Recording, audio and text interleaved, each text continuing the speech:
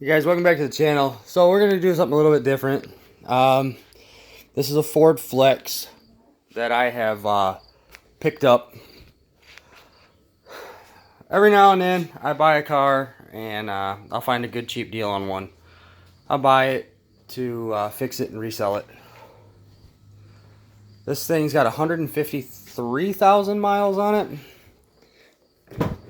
If anybody knows the Michigan area, they all know that, you know, Monroe is kind of the nicer area to be in. So that's where I got this. I got this out of Monroe, Michigan. This car is disgusting on the inside. This thing runs beautiful. It needs a power steering rack, which does require I have to drop the subframe out of the front of it. It needs tires. I'm going to put brakes on it. There's a tire pressure sensor failure. It's going to need a mirror. Guy said he was parked, and I don't know how this happened, but he just said it was parked, and it got slapped. So, but the body's in great condition all the way around. Like, there's no major damage at all. Looks like something brushed up against right here, and they tried to like fingernail polish it. So I'm gonna sand this bumper down. I'm gonna repaint and blend it. But this thing had a very, very odd issue.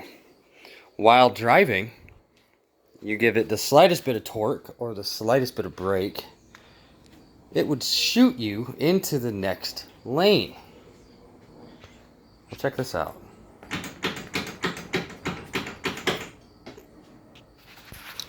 What do you guys think that is? Look at that. See that strut? Look at this.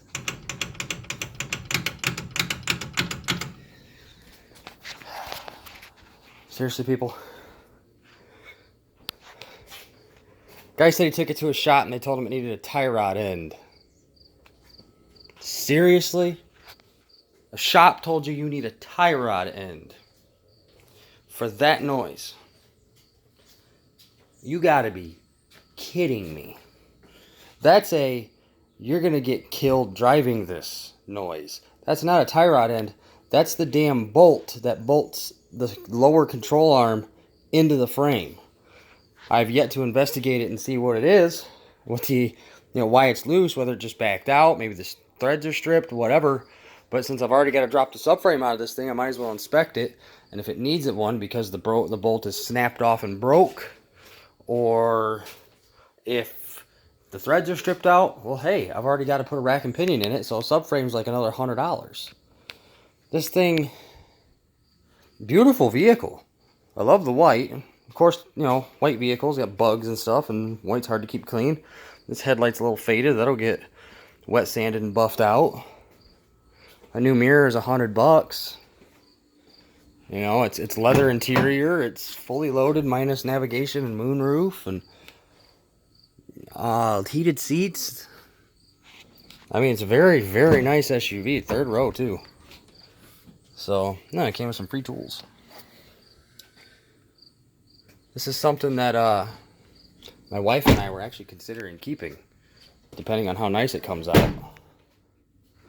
So I'm going to put a set of tires on it, do brakes, and whatever the heck it needs in the front, suspension-wise, and put a rack and pinion in it. And if my wife likes it, then, well, I guess I'm a proud owner of a Ford Flex. I like these things.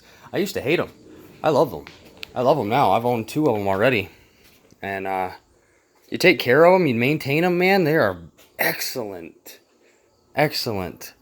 Family vehicles, road trip vehicles. They got the 3.5 liter dual overhead cam 6-cylinder in it. This one's front wheel drive only. The common problems with the 3.5 are water pump and timing chains. And I've got paperwork where that was already done. This thing's got a new trans in it, and I have paperwork for that. So somebody liked it. Somebody put some money into it. And that's my plan too. I plan on doing the same thing. Getting it detailed and cleaned up. I had to make this video though, guys. I mean, Jesus. If what this guy said is true, he took this to a shop and they told him it's a tie rod end. Man, that is not a tie rod end. I knew that the second I started wiggling it. Jesus. Alright guys, I'm going to end this here. This just goes to show when you go to buy something, check it out.